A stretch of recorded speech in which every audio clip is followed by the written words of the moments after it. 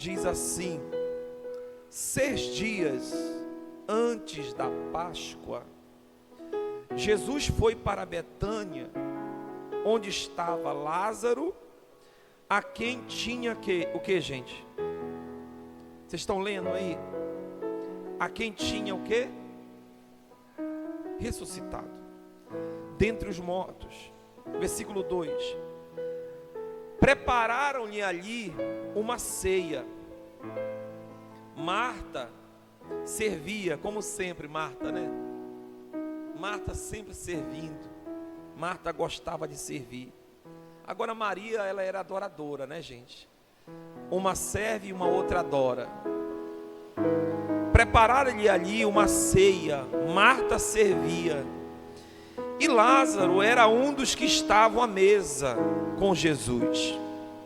Então Maria, versículo 3: então Maria, pegando um frasco de perfume de nardo puro, muito precioso, ungiu os pés e os enxugou com os seus cabelos.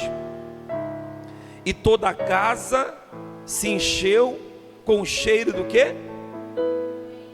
Toda a casa se encheu com o cheiro do quê, gente? Do perfume. Mas Judas, o Iscariote, um dos seus discípulos, aquele a quem estava para trair, disse: por que este perfume não foi vendido por 300 denários? E o valor não foi dado aos pobres? 6. Ele disse isto não porque se preocupava com os pobres, mas porque, o que ele era, gente? Ele era ladrão. E tendo a bolsa do dinheiro, tirava o que era colocado nela. Mas Jesus lhe disse: deixa. O que foi que Jesus falou? Deixa, para que ela guarde isto para o dia do meu sepultamento. Porque os pobres sempre estende com vocês, mas a mim nem sempre terão. E você diz amém.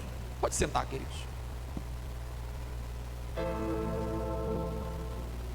Escute, queridos. Você acredita que Deus quer falar conosco nessa noite? Sim ou não? Você deseja ouvir a voz do Espírito Santo? Sim ou não? Jesus, ele tinha uma família. E essa família que Jesus tinha era uma família muito importante para ele, porque era uma família de amigos. Jesus, ele tinha amigos. Jesus tinha o que, pessoal? Amigos. Você tem amigos? Quem tem amigos? Amigos são importantes. Você vê que é tão importante ter amigos, que até Jesus, ele tinha amigos. E Jesus, ele não só tinha amigos, mas como ele investia tempo para sempre estar com seus amigos. O som está muito alto, está dando um eco. Jesus, ele sempre arrumava tempo para estar com seus amigos. Esse amigo, Lázaro, era aquele amigo que a Bíblia diz que ele morreu. E as suas irmãs, Marta e Maria, mandaram chamar por Jesus, para que Jesus viesse orar pelo seu amigo. E Jesus disse: eu vou lá para orar. Só que a Bíblia diz que Jesus demorou 4 dias. Quantos dias? Quantos dias, gente? 4 dias. E quando Jesus chega para orar pelo seu amigo, pastor Ambrosio, a Bíblia diz que o seu amigo havia morrido e já estava 4 dias sepultado. Ou seja, no dia que ele envia um mensageiro para avisar o seu amigo que ele estava doente, foi o mesmo dia que ele faleceu. E quando Jesus chegou lá, a Bíblia diz que ele pergunta onde ele está enterrado. Ah, ele está enterrado em tal lugar, vamos lá. E quando Jesus chegou lá, aonde o seu amigo estava enterrado, Jesus, ele deu uma ordem para que o seu amigo ressuscitasse.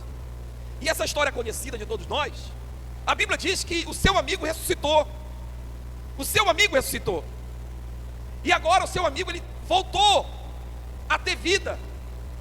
E agora, passando alguns dias, essa mesma família de amigos de Jesus, ele volta lá naquela mesma casa. E eu acho interessante que Marta, ela está sempre fazendo a mesma coisa.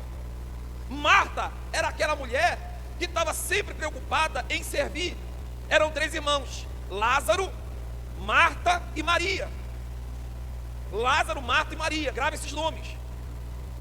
A Bíblia diz que Lázaro estava do lado do seu amigo, estava do lado dele. E Marta, ela estava procurando servir. Não era a primeira vez. Quem lembra daquela história que Jesus ele está pregando, ele está conversando com seus amigos, e a Bíblia diz que Marta estava muito ocupada. Ela estava desorientada, porque ela estava muito ocupada com muitas coisas. Ela estava preocupada em preparar o alimento, ela estava preocupada em servir a água, ela estava preocupada em servir a bebida.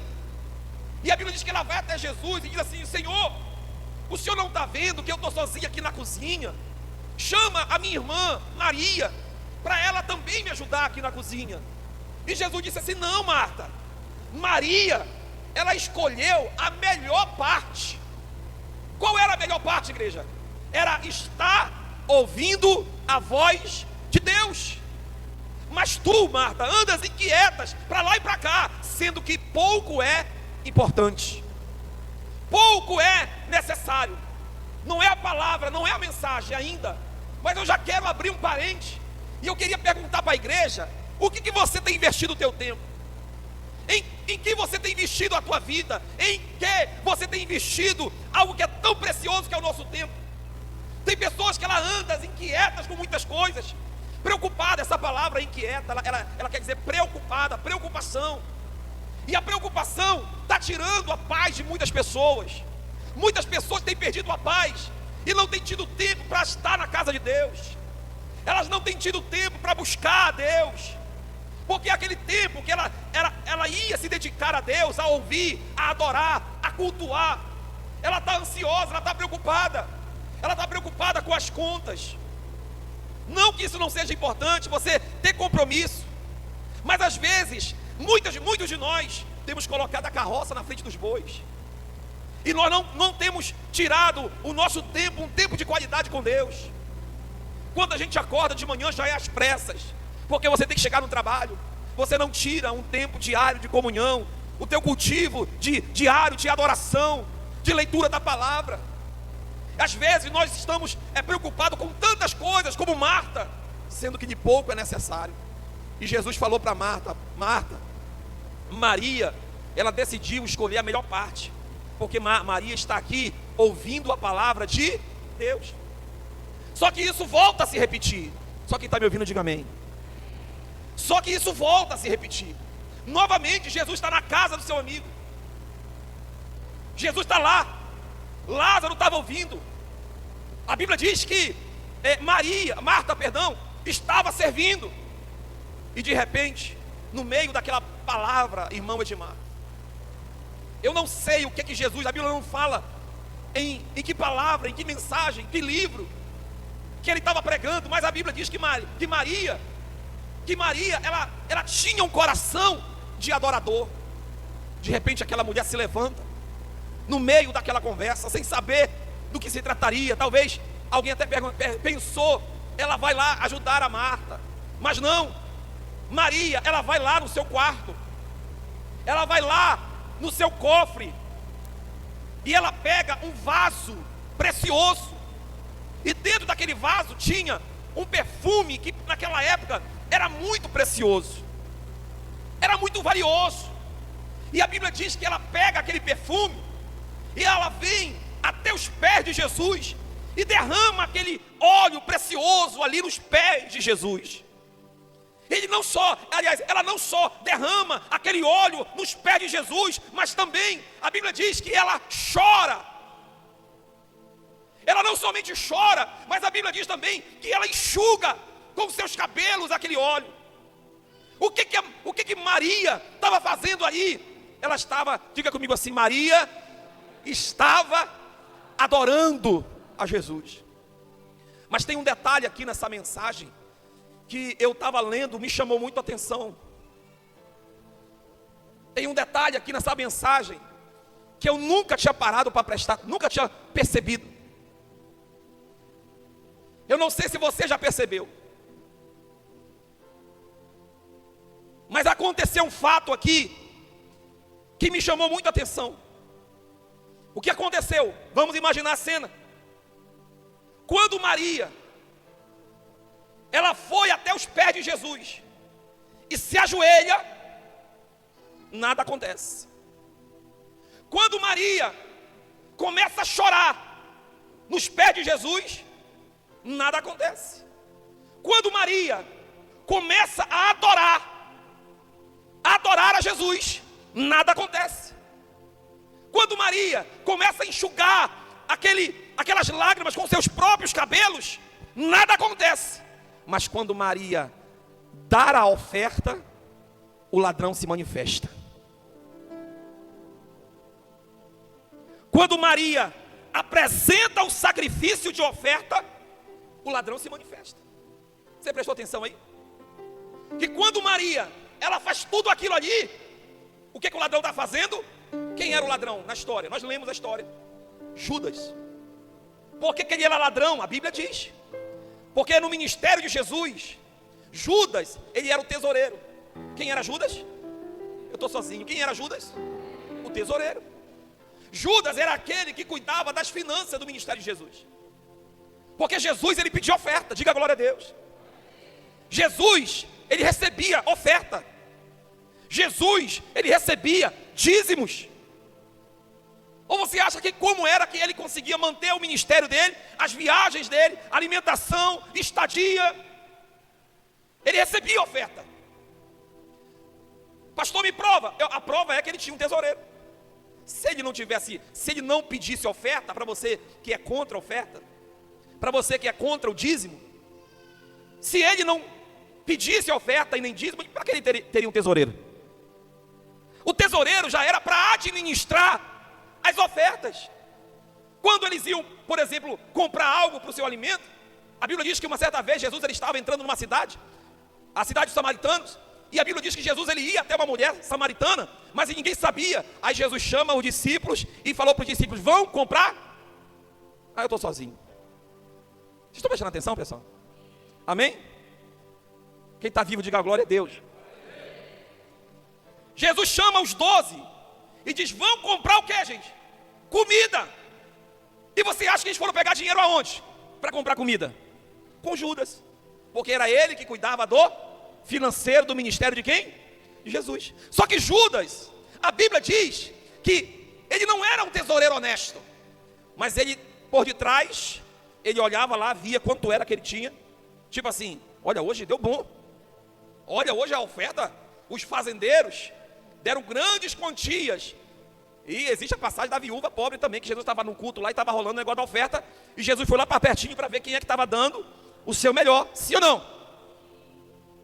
Mais uma outra prova para você que não se agrada das mensagens a respeito de oferta e dízimo. Jesus estava lá observando. E a Bíblia diz que quando terminava o ofertório, Judas pegava a sacola, ele ia conferir, e na hora que ele ia conferir, ele pegava uma parte para si. Ele roubava. Então Judas aqui, pastor Ambrosio, ele representa, sabe quem? O diabo. Judas aqui, irmão Edmar, ele representa Satanás. Porque a Bíblia diz que o diabo, ele rouba desde o início, ele é mentiroso, ele é ladrão. A Bíblia diz que o diabo, ele veio somente para matar, roubar e o que mais? Destruir. O diabo veio para matar, roubar e destruir. Então Judas aqui, ele representa o diabo. Judas aqui, ele representa Satanás. E quando chegam para Jesus e começam a adorar Jesus, o diabo está o quê? Só de olho. Não fala nada. Mas quando a pessoa pega a mão no bolso e começa a ofertar, aí o diabo se levanta. Olha o poder que tem uma semente. Olha o poder que tem o ofertar. Querido, você não tem noção o poder que tem a oferta. Você não tem noção o poder que tem na contribuição. Na contribuição com os nossos dízimos. Qual é a função do dízimo, pastor? A função do dízimo é como se fosse um seguro. Por exemplo, esse ano Deus me abençoou com um carro novo. É que eu sou o Aurélio que disse glória a Deus. Os irmãos não ficaram alegres com essa notícia. Esse ano Deus me abençoou com um carro novo. E quando eu saí da loja, o vendedor perguntou assim: você não quer colocar seu carro no seguro? Eu disse: coloque no seguro. Se acontecer qualquer coisa, roubo, acidente, qualquer tipo de acidente, o seguro ele vai cobrir o prejuízo. Então, o que é o dízimo, pastor? O dízimo é o seguro da tua vida financeira. O dízimo, pastor Ambrósio, ele te protege. Ele te protege de quê? De qualquer prejuízo. Eu acho engraçado que tem pessoas que ela não consegue ser dizimista, mas ela acaba dando dízimo para quem não é de direito. Como assim, pastor? Tem pessoas que ela não devolve dízimo na casa de Deus, mas ela dá lá na farmácia do Manel. Nada contra, se alguém conhece aqui o Manel, nada contra. Mas ela dá lá na Maxi Popular. Por quê? Porque a vida da pessoa é só doença, é só enfermidade. Você vai lá na casa dela, tem uma farmáciazinha lá, dá até para te colocar à venda remédio, né? Coloca lá à venda remédio, porque você está vendo, você tem tanto remédio que tem uma farmácia na tua casa. Tem pessoas que ela não dá para Deus, mas ela acaba entregando para o devorador. A geladeira queima, tudo dá errado, o celular cai no chão, quebra a tela. Quem gosta é o Paulo. Aí vai lá como é o nome da loja do Paulo lá? Lá na Ibiza, e diz: Paulo, caiu o celular. Aí ele diz assim: é R$1.000 para consertar a tela do celular. O que é isso? É um devorador. Não é o Paulo que é o devorador. O Paulo está te ajudando. O devorador é que deixou o telefone cair do seu bolso. É o motor da moto que bate. É o carro que arranha. É o carro que dá ali no buraco, desempena, estoura o pneu. Sabe, a pessoa, quando ela não dá para Deus, irmão, quando ela não dá para Deus, ela acaba dando para o devorador, ela acaba dando para outra pessoa, ao invés dela proteger as suas finanças. O dízimo, ele tem o poder de proteger aquilo que você tem. Ele não vai te dar, o dízimo ele não abre porta. Não, o dízimo ele protege. O dízimo ele vai proteger aquilo que você já conquistou, a tua casa, teu carro. Diga glória a Deus. Gente, eu apresento todo dia o meu instrumento de trabalho, sabe? A empresa que eu trabalho, sabe, as coisas, eu vivo apresentando, digo: Senhor, não deixa acontecer nada. Não deixa, porque o Senhor sabe que eu sou dizimista fiel. Eu falo isso para Deus, irmãos. E eu tenho o maior prazer, eu tenho orgulho, se é que pode ter orgulho, se tem uma coisa que eu tenho orgulho é de ser dizimista. Eu sou dizimista. E não sou dizimista, mas eu sou também ofertante da casa de Deus. Eu trouxe aqui hoje meu dízimo. Daqui a pouco eu vou entregar, e eu entrego com alegria, com prazer. Então o dízimo ele tem um papel de proteger a tua vida. Diga assim: o dízimo, não está fraco, diga assim: o dízimo, ele tem a função de proteger aquilo que já é meu, aquilo que Deus já te deu. Quem está me entendendo? E a oferta, pastor? Qual é o papel da oferta? Diga assim: a oferta, ela é uma semente. Quer ver uma coisa? A Bíblia diz que a oferta, ela tem o poder de se multiplicar por 100 vezes. No mínimo. A oferta, ela tem o poder de se multiplicar. Quer ver uma coisa? Pega um grão de milho, uma semente de milho, e planta aquela semente de milho. Tem pessoas que ela não valoriza as sementes, mas as sementes elas são poderosas. Diga assim: as sementes, não pode ser meu, diga assim: as sementes, elas são poderosas. A semente, o que é semente? Tudo aquilo que está começando é uma semente. Pastor, eu vou começar meu negócio e só tenho isso. Pois é, isso que você diz que você tem é a semente. Então pega uma semente de milho e planta aquela semente no chão. Planta lá no chão aquela semente de milho. O milho é uma das árvores frutíferas, né, que cresce mais rápido. Se eu não me engano é 6 meses, não é 6 meses? É 3 meses. Quem sabe, quem planta milho aí, pessoal? Me ajuda aí. Tem algum plantador de milho? É 3 meses, irmã Graça, olha aí. É 3 meses, 3 meses? Hã? Aqui falaram 4, aqui falaram 3. Vou ficar no meio, é 3 meses e meio, pronto. Aí tu planta a semente de milho. Com 3 ou com 4 meses, tu vai lá, o milho ele está como, pessoal? Grande, no ponto de colher. Só que quando você vai colher aquela semente que você plantou, você vai colher só uma semente? Você vai colher uma semente, gente? Não, você vai colher lá, tem pé que dá 3, 4, 5 espigas, sim ou não? Tem pé que dá até mais, mas geralmente dá 3, 4 ou 5 espigas, cada pé de milho. Eu falo isso porque eu já plantei milho, pessoal. Eu já plantei milho. Só que quando você pega uma espiga, você vai ver lá, tem mais de 200, 300 caroços, semente lá. Cada espiga, vamos colocar 5 espigas. Cada espiga tem 200, que é mais? 200 caroços, 200 sementes. Faz as contas aí. 5 vezes 200. 5 vezes 200 é 1000. Não é 1000? Não é 1000? Ou seja, uma semente que você plantou de milho, você vai colher 1000 sementes. Olha isso aqui, pessoal. Escuta o que Deus está te falando, que Deus está te abrindo os teus olhos nessa noite. Uma semente que você semeia no chão, na terra, você vai pegar aquela semente e vai colher daquela uma semente 1000. Ou seja, a oferta que você dá, entrega, aquilo ali é uma semente. Se você dá 2, você nunca vai colher 2. Se você dá 5, você nunca vai colher 5. Se você dá 10, você nunca vai colher 10. Se você dá 100, você nunca vai colher 100. Sempre você vai colher 100, 200, 300, 1000 vezes mais. Ah, vocês não estão crendo não.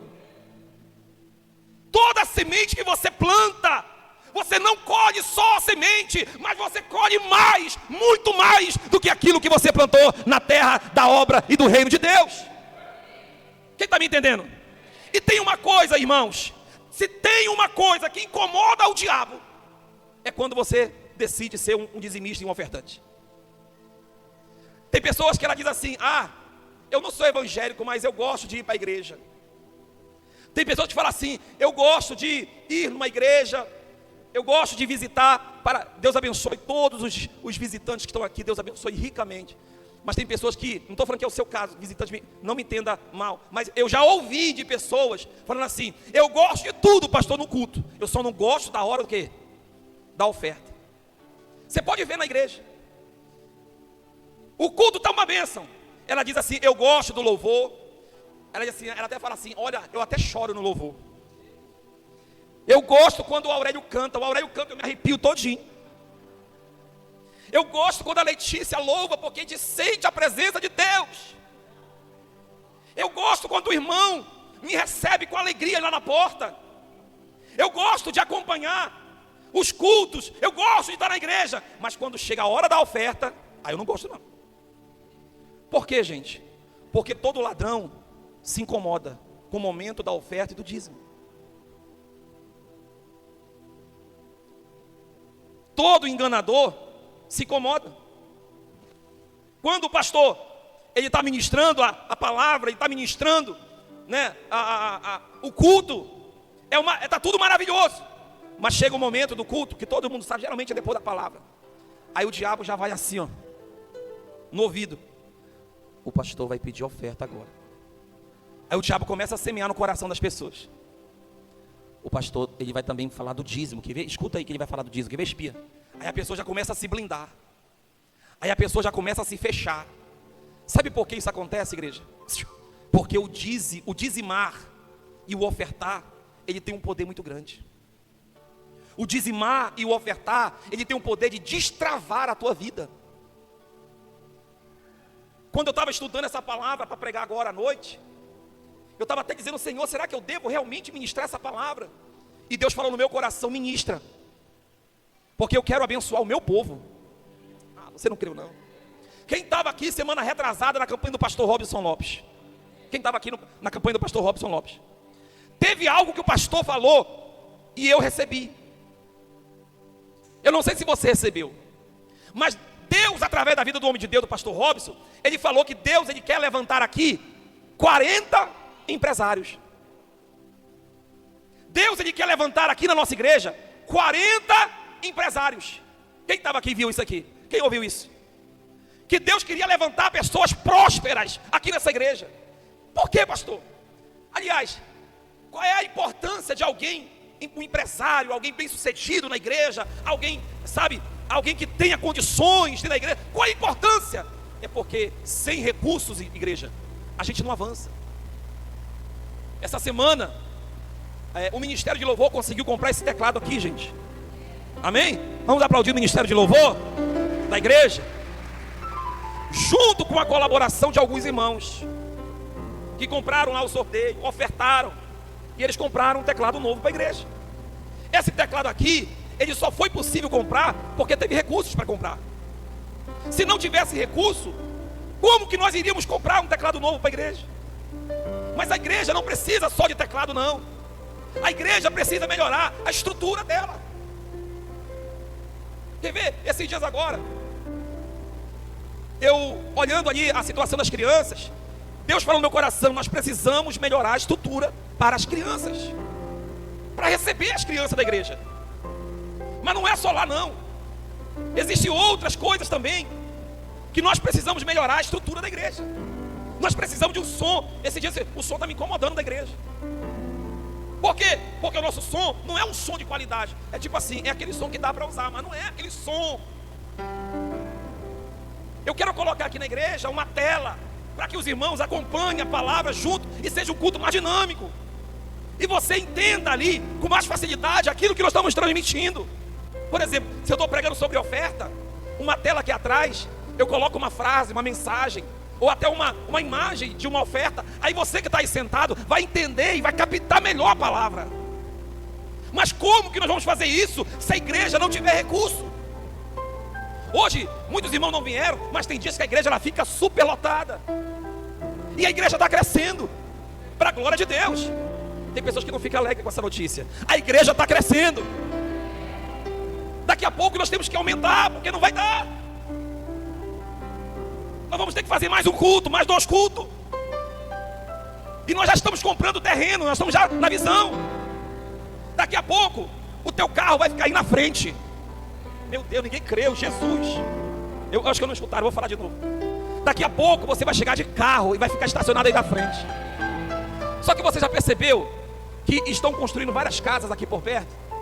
Se você fosse um vizinho da igreja, você gostaria de chegar com o teu carro para entrar no portão da tua casa com um carro parado bem na frente da tua garagem? Você gostaria? Não. E eu não quero arrumar problema com o vizinho. Eu quero é ganhar os vizinhos para Jesus. Esse daqui da frente, eu estou trabalhando nele, ó. O Kleber. E da frente. Eu estou trabalhando lá no coração dele, ó. Vou lá quando eu converso com ele, vem cá, Kleber. Jesus te ama, meu filho. Jesus quer te salvar, Kleber. Volta, ele está afastado. Volta para Jesus, Kleber, quanta chance, quanto tempo, Kleber. Então, eu não quero problema com vizinhos. Então, o que eu tenho que fazer? Eu preciso ter o quê? Garagem. Para estacionar o quê? O teu carro. Meu Deus, você não creu, não. Hoje eu fui para o balneário ali, tomar um banho. Balneário não, é um terreno, um sítio, né? É um terreno, na verdade não é sítio, é um terreno. E eu vi que tinha muitos irmãos que queriam ir. Só que eles não tinham carro. Eles foram entrando no carro e falaram assim: olha, irmão, é a primeira e última vez que tu vai no meu carro. Por quê? Não, porque a próxima vai no teu carro. Aí os irmãos: amém, pastor. Teve um que falou assim para mim: pastor, eu estava sem nada, e eu profetizei, falei: Deus, eu quero uma bicicleta para mim para a igreja. Pastor, Deus não me deu uma não, Deus foi 2 logo. Eu disse para ele: poxa, varão, amém por isso, mas a tua fé foi pequena, era para te ter pedido pelo menos uma moto logo, né? Eu quero uma moto. E Deus vai te dar uma moto. Mas ele fala: pastor, mas eu estou orando agora, porque minha meta agora é comprar uma moto para vir para a igreja. Eu disse: amém. Na próxima você não vai vir mais para a igreja de bicicleta. Você vai ter a sua moto. E se prepare, já vai construindo lá a tua casa. E já vai preparando lá o lugar da garagem, porque Deus vai te dar um carro. Quem está recebendo, igreja? Mas como que Deus vai fazer um povo vencedor, um povo vitorioso, se você não entender a questão da doação? Diga assim: no reino de Deus, primeiro se planta. Não, diga, primeiro se planta para poder colher. É a lei da semeadura. Você não colhe enquanto você não semeia. Quem está entendendo? Tem pessoas que ela quer colher, Letícia, mas ela não planta. Aí tem pessoas que Satanás, ele blinda o coração, ele blinda a mente, dizendo assim: olha, não escuta isso não, não ouve isso não. A intenção dele é o teu dinheiro. Irmãos, posso falar para vocês? Antes de eu ser crente, antes de eu me converter, pense num cara que chamava os pastores de ladrão. Era eu. Eu falava assim: rapaz, esses pastores são tudo ladrão. Estou te falando. Antes de eu me converter, era tudo ladrão. Eu vou lá para a igreja daquele ladrão. Esses pastores, tudo ladrão. Olha o que eu virei, gente. Diga assim: é para pagar a tua língua, pastor. Virei pastor, irmão.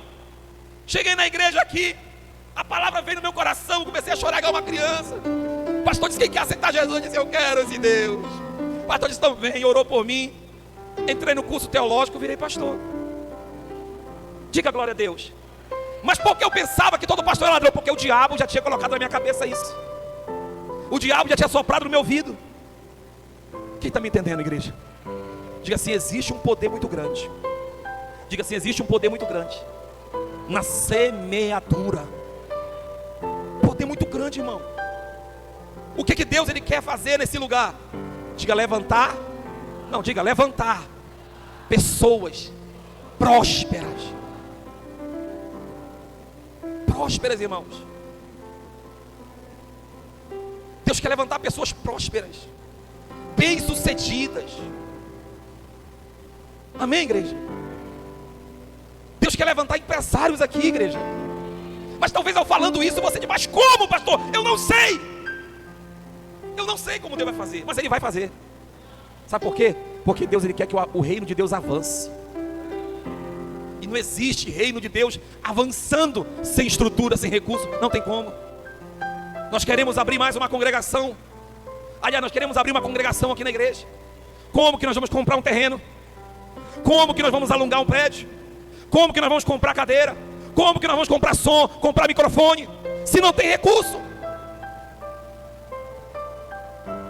É por isso que o diabo, ele fala no teu ouvido, para que você não seja um dizimista fiel. É por isso que o diabo fala no teu ouvido, para que você não oferte, porque ele não quer que a obra de Deus venha avançar. Mas eu dou um recado para Satanás nessa noite, que queira Satanás ou não, a obra de Deus e o reino de Deus, ela vai avançar. E eu acho melhor você, Satanás, sair da nossa frente, porque senão nós vamos atropelar você. Em nome de Jesus. Deus está levantando uma igreja de vencedores aqui. Só umas 5 desse lado que acreditou. Deus está levantando uma igreja de vencedores aqui. Irmãos, eu me considero um vencedor. Eu me considero um vencedor. Eu nunca imaginei ter o que eu tenho, conquistar o que eu conquistei. Eu nunca imaginei. E eu digo isso, irmãos, com alegria. Não foi através da igreja, porque o pastor de vocês é um pastor tão abençoado, que a oferta da igreja, o pastor não toca. Eu tenho falado isso, eu já falei muito. Toda a oferta da igreja, o pastor de vocês não toca na oferta de vocês. E no dízimo, muito menos. E o que o senhor faz, pastor? Eu invirto todo na obra de Deus. Porque eu penso assim, meu Deus, o senhor já tem me abençoado tanto. O senhor já tem me prosperado tanto. Eu faço a obra aqui, igreja, é por amor. É por amor ao reino de Deus. É por amor a vocês. É porque eu quero que vocês prosperem como eu estou prosperando. Porque eu quero que vocês cresçam como eu estou crescendo. Esses dias eu fui ver uma função no meu carro que nem eu sabia. Eu não sabia que o meu carro dirige só. Sabia? Meu carro, Joel, dirige só. Eu comprei um carro último agora. É tão bacana ele, que eu estava aqui, aí eu comecei a mexer um botão lá. Eu descobri que ele dirige só. Tu aperta no botão lá de apruma a viagem, a quilometragem. E quando ele chega na curva, ele faz a curva sozinho. Tchuu. Quando chega no sinal, ele freia sozinho. Ele para sozinho. Eu fiquei, meu Deus. Eu nunca imaginei para quem. O único carro que tinha era um carrinho de picolé. O único carro que tinha era um carrinho de picolé que andava Santa Isabel todinha, batendo naquele sino. Picolé, sorvete, moreninha. Eu andava Pissarreira, Santa, Jardim das Acácias, aqui o Triângulo, aqui o Conjunto. Eu andava Santa Lúcia, Miraí, Santa Isabel inteira com o carrinho. E agora Deus me dá um carro que anda sozinho. Meu Deus do céu. Por que isso, pastor? Eu lembro que uma vez, eu vou encerrar, eu lembro que uma vez teve uma campanha na igreja. E eu peguei um envelope para fazer uma campanha de sacrifício. Eu lembro como se fosse hoje, gente. O voto que eu fiz foi de R$2.000. Eu era picolezeiro. Picolezeiro, eu fiz uma campanha de 2.000. Mas olha, não era 2.000 hoje. É na época que o salário era R$380. Pastor, o salário era 380. Na época que o salário era 380. Então, R$2.000 é tipo o quê? Quem sabe fazer conta aí? 6, 7 vezes mais. 6, 7 salários mínimos, 8 salários mínimos, eu acho. E eu lembro que eu comecei a vender picolé dia e noite. Eu vinha para o culto, estacionava o meu carro, eu vinha para o culto de carro, de picolé, mas era o carro. Estacionava meu carro, eu já imaginava eu com a chave assim no carro de picolé, profetizando. Eu entrava na igreja. Aí tinha um negócio de um cheirinho de roupa. Aí eu ia vender o picolé. Eu perguntava assim: irmão, você não quer comprar um cheirinho de roupa? Um negócio de cânfora. Eu vendia na época um negócio de cânfora para ajudar o picolé. Era um negócio de cânfora, eu vendia. Aí também quando eu vinha para a igreja, eu vinha com o picolé e vinha também com uma cesta de Monteiro Lope não, aquele chocolate, qual é o nome? Brigadeiro. Aí eu vendia na igreja à noite o brigadeiro e o picolé. De dia eu vendia picolé e cânfora para roupa nas casas. E eu lembro que quando foi no final do mês, eu estou falando para vocês isso aqui diante de Deus, que Deus me castigue se o pastor de vocês estiver mentindo para vocês. Chegou no final do mês, meu envelope do sacrifício, ele estava assim, ó. E eu peguei aquele envelope chorando. Tem ideia? Por quê, pastor? Porque eu lembro que nessa noite não tinha nem comida em casa para mim. Não tinha o que, gente? Nem comida. Não tinha. E eu peguei todo aquele valor e eu entreguei no altar de Deus. Eu disse: Senhor, eu entreguei tudo a Ti. Tem pessoas que hoje ela olha a nossa vida e diz assim: ah, foi sorte. Sorte. Tu não conhece a minha história, não conhece as minhas semeaduras. Você vê que o diabo, escuta isso aqui, o diabo, diga assim: o diabo, não tenha medo de falar o nome dele não, ele está debaixo dos nossos pés. Pastor, não gosto nem de falar o nome desse bicho. Ixi, tem medo dele? Ele está aqui, ó, debaixo dos meus pés. Diga assim: o diabo, ele tem sempre um bom argumento para você não dizimar e não ofertar. Sabia disso? Olha para essa pessoa e fala assim: irmão, tu sabia que o diabo, ele tem sempre um bom argumento para você não dizimar e nem ofertar? Olha o que ele disse aqui, Judas, Satanás, versículo 4. Mas Judas Iscariotes, um dos discípulos, quem ele era, pessoal?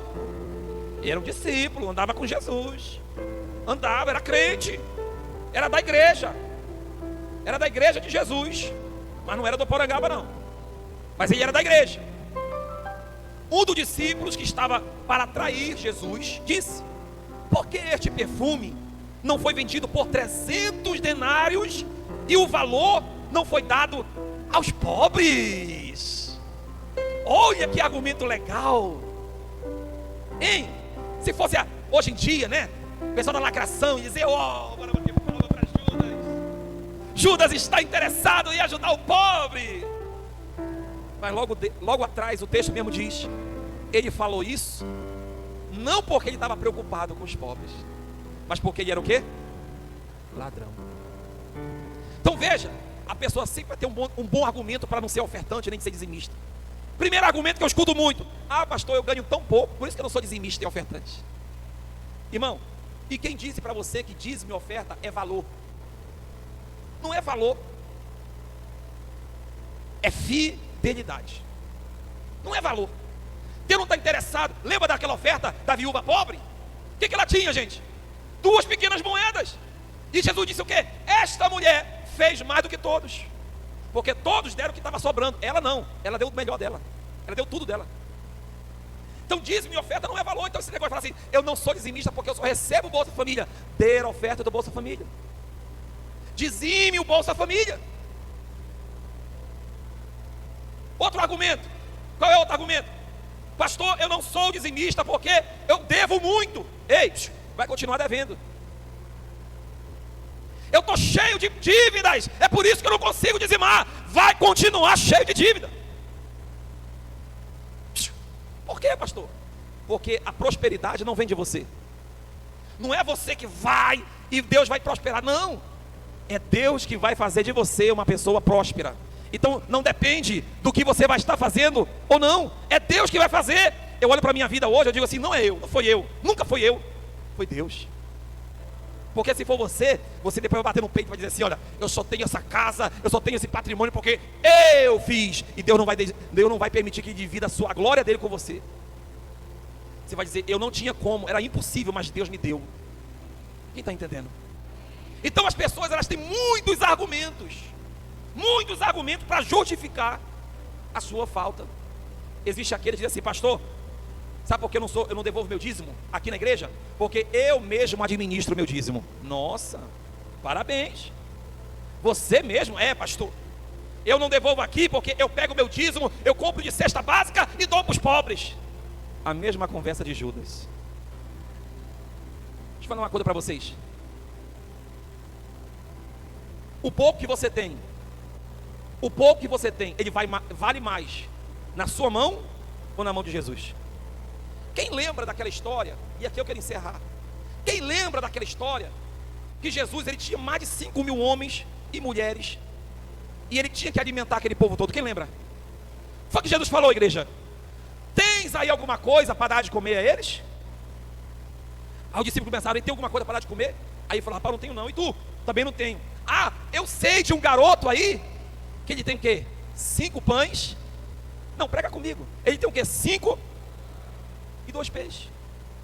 Os 5 pães e 2 peixes, Letícia, ia alimentar aquela multidão?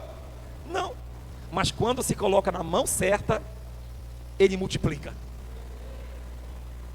Pegaram aqueles 5 pães e 2 peixes, deram aonde? Nas mãos de quem? De Jesus. O que ele fez? Levantou os céus, abençoou e disse: Pai, eu te dou graças. Ele levantou, baixou o cesto e disse para o discípulo: pode dividir que vai dar. E eles começaram a pegar pão, pegar peixe, pegar pão, pegar peixe, pegar pão. E a Bíblia diz que todos se alimentaram e ainda sobrou 12 cestos cheios de dinheiro.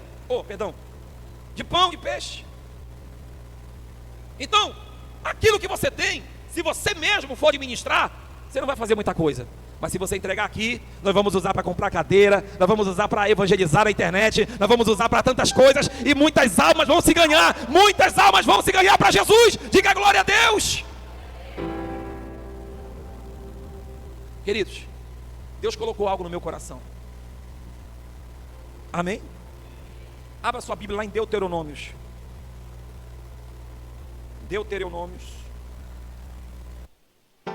Capítulo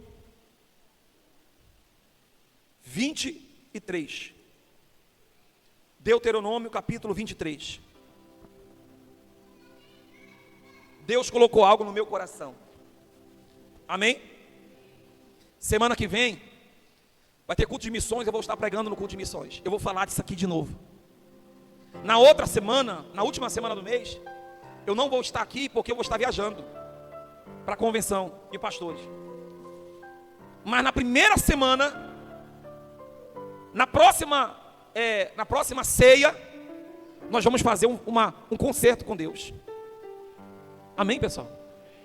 Eu lembro que quando o pastor Lopes, como é o nome dele mesmo? Robson Lopes, ele fez um concerto aqui com a igreja para respeitar o dízimo, sim ou não? E eu vi que veio, quem estava aqui?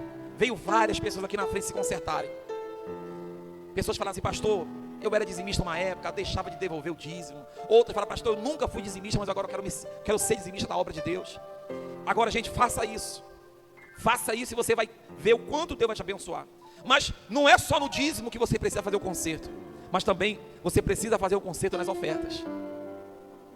E no primeiro domingo agora, de agosto, que é culto de Santa Ceia, nós vamos fazer um grande concerto aqui com Deus. A nossa igreja. Você que está aqui, você vai ter a oportunidade de se consertar com Deus. Porque talvez é isso que está faltando para você crescer. É isso que está faltando para você prosperar. É se consertar. É ver aquilo que está faltando na tua vida e se consertar. Quem está me entendendo? Abra aí Deuteronômio capítulo 23, versículo 21. Olha o que diz: se fizeres um voto ao Senhor, seu Deus, não devem demorar em cumpri-lo, porque o Senhor Deus certamente o exigirá de você. E vocês serão o que, gente? Culpados de pecado. Mas se vocês se abstiverem de fazer um voto, não serão culpados de pecado. Olha para cá. Isso aqui, irmãos, isso aqui é um princípio. É o que, gente? Não, quem está me ouvindo, é o quê? Isso aqui é um princípio. Olha o princípio de Deus, irmão de mar. O princípio não se muda. Os princípios de Deus não se mudam. Eles são imutáveis, eternos. Olha o que Deus fala aqui, escuta. Quando vocês fizerem um voto, Ele diz assim: não tarde em cumprir o voto. Se vocês fizerem um voto para Deus, não deixe de cumprir o voto. Porque se vocês não cumprir, vocês estão em pecado. Vocês estão o quê, pessoal? Em pecado. Sabe, nós fizemos um voto esses dias agora, por exemplo, um voto de ajudar na compra do terreno. Foram 48 pessoas que fizeram um voto para me ajudar a pagar o terreno da igreja. Aí no primeiro mês, nunca vieram as 48, nunca vieram. Primeiro mês veio 30 e pouco, segundo caiu para 20, depois caiu para 17. No último mês agora, somente 10 pessoas. 10. Ou seja, as pessoas estão fazendo voto de tolo. Elas estão fazendo voto e não estão cumprindo. Só que olha, irmã Esté, o que acontece quando eu faço voto e não cumpro? Eu estou debaixo de maldição. Voto não cumprido são pessoas dando legalidade para o diabo agir na vida delas. Voto não cumprido, escuta isso, gente. É por isso que tem pessoas que a vida financeira dela está travada. É por isso que tem pessoas que a vida financeira dela não anda. Ela trabalha de noite e de dia e não consegue crescer, não consegue prosperar. Por quê? Porque tem algo na vida espiritual dela que não deixa ela vencer, que não deixa ela romper. Então, nessa ceia de agosto agora, e nós vamos estar pregando sobre isso nos cultos, vamos fazer uma noite de concerto. Pastor, eu já fiz um voto com Deus. Uma vez, eu fiz um voto e eu não cumpri o meu voto. Eu peguei o envelope da oferta, levei para casa, está lá em casa até hoje. Aquele voto está trazendo maldição para a tua casa. Aquele envelope lá, aquele envelope está trazendo maldição para a tua casa. Você tem que se desfazer daquele envelope, ou cumprir com aquele voto. Ou cumpre, ou faça um outro voto de perdão. Faça um outro voto, pedindo perdão. Amém, pessoal? No próximo domingo, na próxima ceia, ou melhor, eu vou dar esse envelope para você. Para que esse envelope? Você vai trazer uma oferta. Uma oferta. Nesse domingo de ceia. Eu não lembro, não sei que é a data, mas é o primeiro domingo de agosto. Esse envelope vermelho. Você vai pegar esse envelope. E se você tem envelope lá na tua casa que você nunca cumpriu, além da oferta, você vai trazer todos os envelopes aqui dentro. Pastor, eu tenho envelope lá em casa que eu não cumpri. Esse envelope está trazendo maldição para a tua vida, porque você prometeu e não fez. Amém, pessoal? Você vai colocar aqui dentro todos os envelopes e você vai trazer uma oferta. Uma oferta de quanto? Não sei. É uma oferta de sacrifício.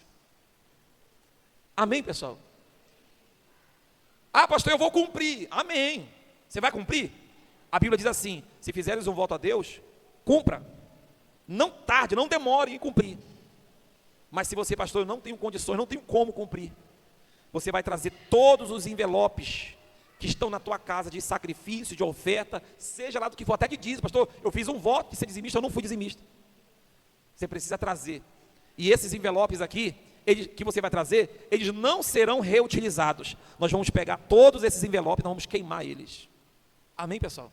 Porque esses envelopes estão trazendo maldição para a tua vida. E nós vamos estar fazendo um concerto com Deus aqui. Você vai estar trazendo uma oferta de sacrifício a Deus. Quem está entendendo? Pode entregar. Mas pega você que já fez um voto e não cumpriu. Pastor, eu já fiz um voto e não cumpri. Uma vez eu fiz um voto com Deus e não cumpri. Eu fiz um voto com Deus e eu fui infiel. Você vai pegar este envelope, você vai levar para casa. No primeiro culto de ceia, nós vamos estar fazendo esse voto a Deus, em nome de Jesus. Amém? Fique de pé no seu lugar, em nome de Jesus. Eu quero orar por você. Deus, Ele quer levantar pessoas aqui, pessoas grandes, pessoas prósperas. Nós vamos nos consertar. Amém? Amém, pessoal? Todos aqui vão crescer, todos vão prosperar. Eu falei Eu estava até falando com a minha esposa, eu disse assim: olha, eu não aceito ser pastor de uma igreja que o povo não prospere, que o povo não cresça. Amém? Eu quero ser pastor dessa igreja aqui, mas de um povo que vai romper, que vai crescer, que vai prosperar, em nome de Jesus. Amém. Feche os seus olhos. Pai querido, Deus amado, em nome do Senhor Jesus, eu quero, meu Deus, te agradecer, porque o Senhor é bom, e a tua misericórdia dura para sempre. O Senhor é um Deus misericordioso, meu Pai.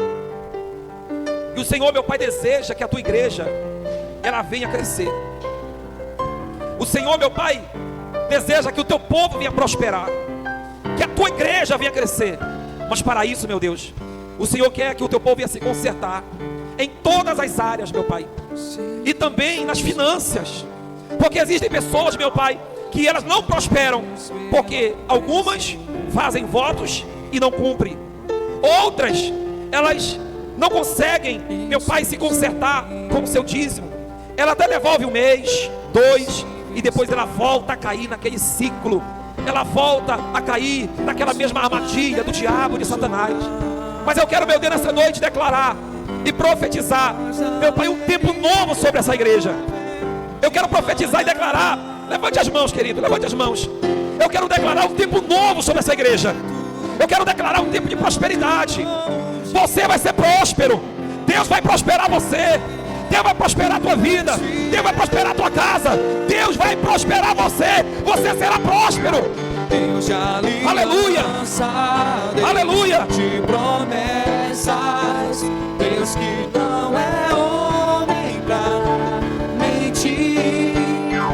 Tudo pode passar. Aleluia. Tudo pode mudar, mas tua palavra vai se cumprir.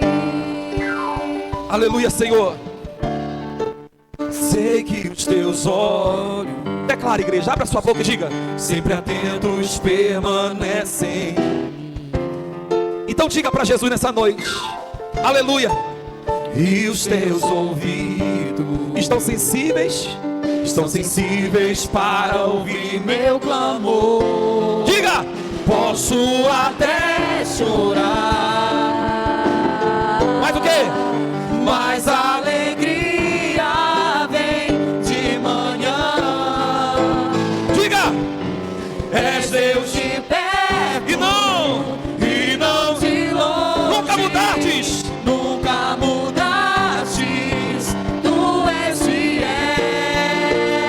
Então abra a boca e declare nessa noite: Deus, Deus de aliança, Deus, de promessas, Deus que não é homem pra mentir. Tudo pode passar, tudo pode mudar, mas tua palavra vai. se cumprir. eu quero ouvir, igreja. Deus de aliança.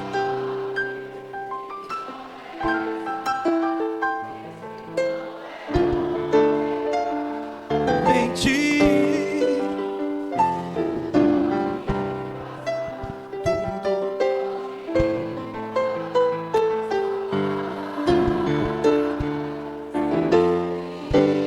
Diga para Jesus: Senhor, eu quero ser fiel ao Senhor. Eu não quero ser fiel apenas em algumas áreas. Diga para Deus isso. Diga: mas eu quero ser fiel em tudo, Senhor. Diga: eu quero te obedecer em tudo. Você pode falar isso para Deus? Você tem coragem de falar isso para Deus? Diga: Senhor, eu quero ser fiel. Eu quero ser um servo obediente à tua palavra. Diga: eu quero ser uma filha, um filho obediente. Eu não quero ser um filho desobediente. E que o Senhor, meu Deus, venha abençoar todo o teu povo. Meu Deus, que o Senhor venha abençoar toda a tua igreja, Senhor, desde o maior ao menor, desde os jovens até os senhores, anciões. Que o Senhor venha prosperar, meu Pai. Diga assim, levanta, coloca as tuas mãos assim, em posição de receber. Coloca as tuas mãos em posição de receber. Em nome de Jesus. Meu Deus, coloca uma unção de prosperidade, meu Deus, sobre as mãos dos teus filhos, Senhor. Coloca uma unção de prosperidade. E tudo, meu Pai, e aonde essa pessoa colocar essas mãos, aonde ela tocar com essas mãos, que o Senhor, meu Pai, venha prosperar elas. que elas sejam, meu Pai, bem-sucedidas, que elas prosperem e que a vida delas venha glorificar o Teu santo e poderoso nome, no nome do Senhor Jesus. E a igreja diz amém. Diga graças a Deus e aplauda o nome do Senhor Jesus, em nome de Jesus. Diga assim: as minhas mãos, diga assim: as minhas mãos, elas carregam uma unção